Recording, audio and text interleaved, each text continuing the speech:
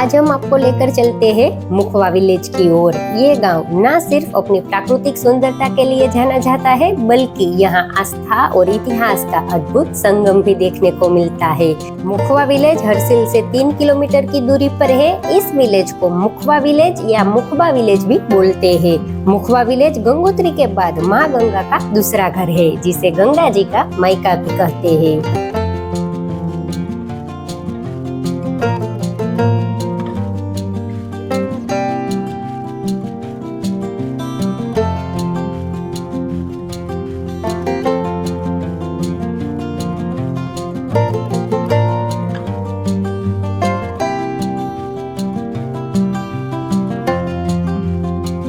जब सर्दियों में भारी बर्फबारी के कारण गंगोत्री धाम बंद हो जाता है, तब गंगा माता की मूर्ति पूरे विधि विधान के साथ मुखवा में लाई जाती है।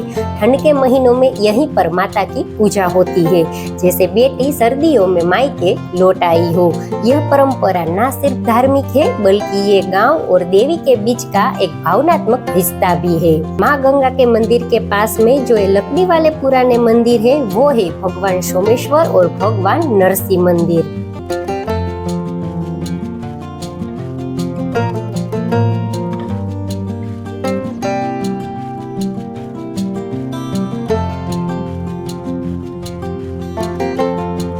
इस गांव की गलियों में चलते हुए आपको बहुत सारे पुराने घर मिलेंगे, जिन्हें देखकर ऐसा लगता है कि ये पुराने घर मुखवा की असली खूबसूरती है। ये घर मुखवा की संस्कृति, विरासत और पुराने समय की शान को आज भी संभाले हुए है।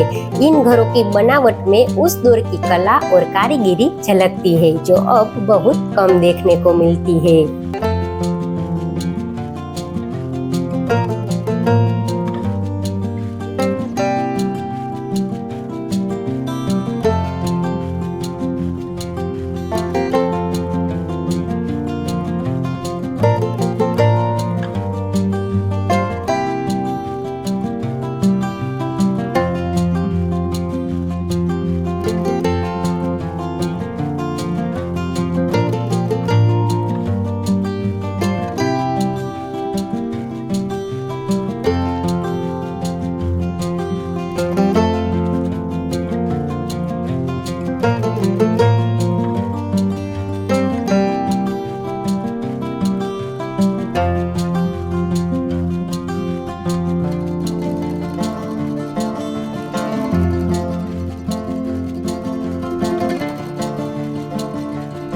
भगोरी गांव की तरह ही इस गांव की गलियां भी इन दिनों शांत है। सर्दियों में ये लोग उत्तरकाशी चले जाते हैं। अप्रैल या मई के आसपास ये लोग इसके गांव लौट आते हैं और गांव में फिर से रौनक लौट आती है। यहाँ से जो नजारे दिखते हैं, वो ऐसे लगते हैं मानो प्रकृति की चुप लेकिन गहरी मुस्कान हो।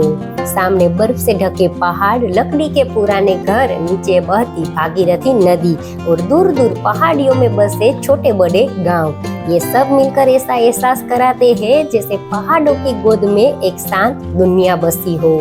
यह जो आप घर देख रहे हैं, वह विल्सन का घर है, जो एक अंग्रेज थे।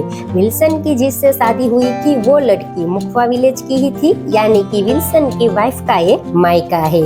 आज भी उनके वंशज इसी पुराने घर में रहते हैं, जो इतिहास और विरासत दोनों के गवाह है।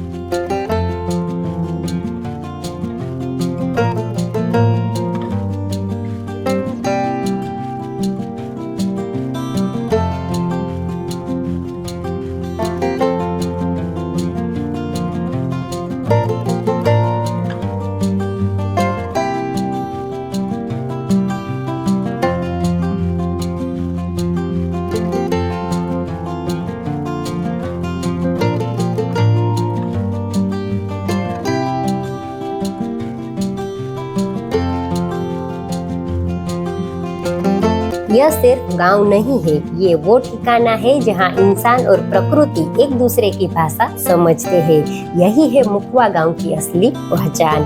आज का वीडियो यहीं पे समाप्त करते हैं, फिर मिलेंगे नए वीडियो के साथ।